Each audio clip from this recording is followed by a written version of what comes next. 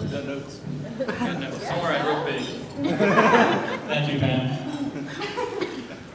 Good evening, ladies and gentlemen. For those of you who aren't familiar with who I am, I'm Kevin. I am proud to say that I've been a very close friend of Chrissy and Corey's for a very long time now.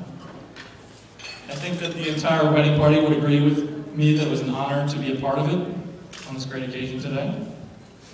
Speaking of the wedding party, I'd also like to note that they were stunning bridesmaids today. Not only to be outshined by our bride Chrissy, of course.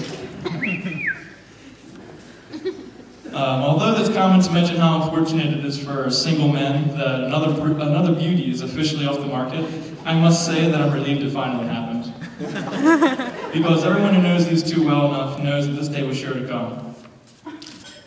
It's difficult to think back to a time where these two weren't as close as they are now, and yet it seems like yesterday they announced their engagement.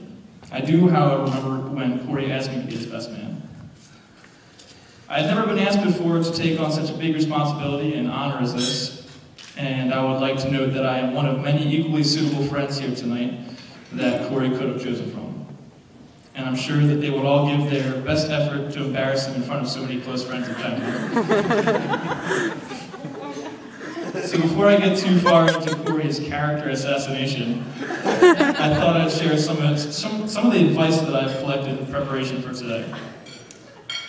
I felt it necessary to ask around for any opinions of what some people will consider a good best man speech. I found out that the critical do's and don'ts for tonight, most importantly, I figured out which ones I could ignore. So here it goes.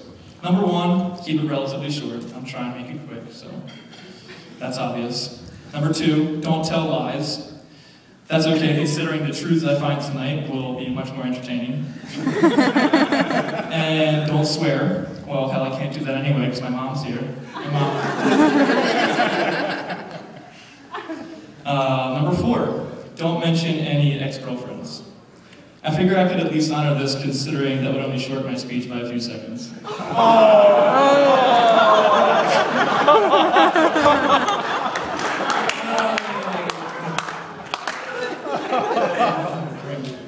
Anyway, the next two go somewhat hand in hand. Number five is don't get drunk beforehand, so quick cheers to that. Number six is to not tell any dirty jokes. Since I'm terrible at telling jokes, that only leaves one last one, number seven, to ignore, and that is, do tell mostly positive stories about the groom.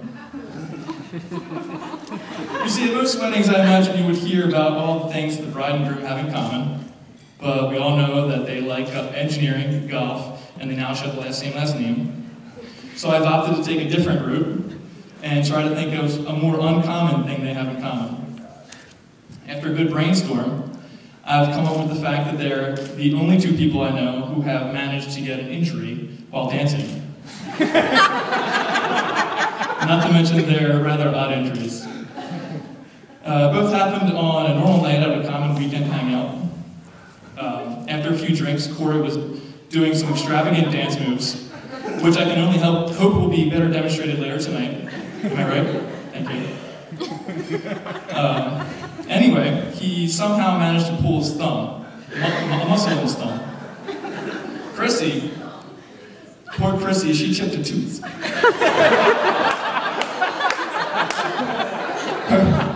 Her elbow was accidentally bumped by someone who will remain unnamed. I don't know who that is, I'm not familiar with him. And her bottle traveled up and hit her in the mouth. But you can't judge poor Chrissy, because she was just doing something that all girls do on the dance floor, with beer in their hand and music playing. They pretend it's a microphone.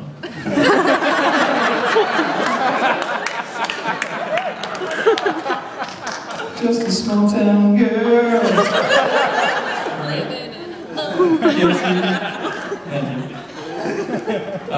If you haven't seen it, or you don't believe me, you'll see it tonight, I guarantee you. Do we have any Bon Jovi or Journey tonight? Yeah, definitely. Anyway, Chrissy's fine now. She looks incredible and took it like a champ. On the other hand, we all know how much Corey likes to milk his injuries. We all remember the trolley incident.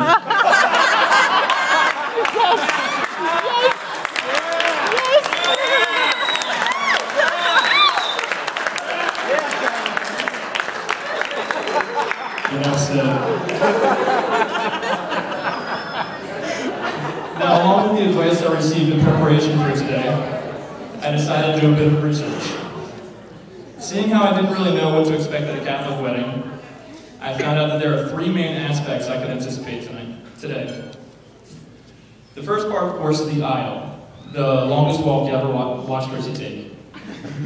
The second part is the altar. That, of course, is where you said your vows and two became one and all that other mushy stuff. The third part is the hymn. We were singing in celebration of your marriage and the fact that we get to go eat. Corey, I hope for your sake that Chrissy was just trying to memorize the order of these when I heard her whispering earlier. Aisle, altar, hymn. Aisle, altar, hymn. Aisle, altar, hymn.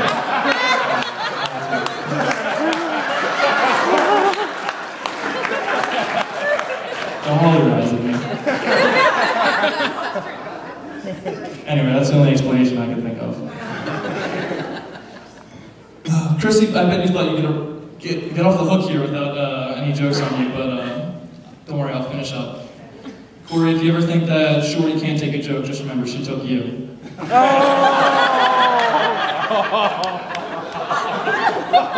All kidding aside now, she did take you, and you took her, and you'll be together till death do you part. Folks, I've known this couple since they have started dating over 8 years ago, and they have come a long way since. In the time that I've known Corey, he has proven himself to be not only a magnificent friend, but a truly good man as well. Chrissy, as much as we may joke about it, you are extremely lucky to have found such a devoted and caring person to spend the rest of your life with. I'm sure you already know that. Corey, we all know that you know better than to let this one go. Chrissy has the kindest heart anyone could ask for. She's incredibly smart and loyal. And I've already mentioned how beautiful you look tonight. I'm sure everyone has noticed. I'm pleased to know that you found that she's all you could ask for and more. I know that you're undeniably in love, and that that's the reason that you took a knee and proposed everything you could possibly give her.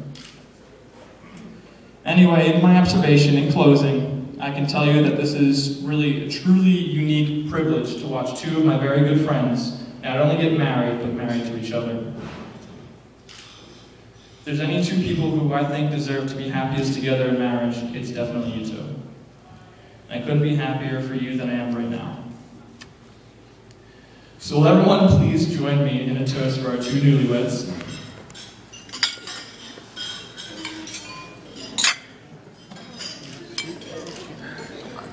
Are we all ready?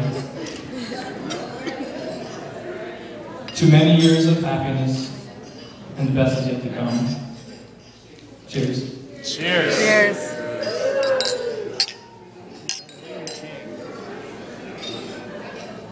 You both can put your arms down. I just want Corey to have the upper hand one last time. You'll never do that to me. Thank you.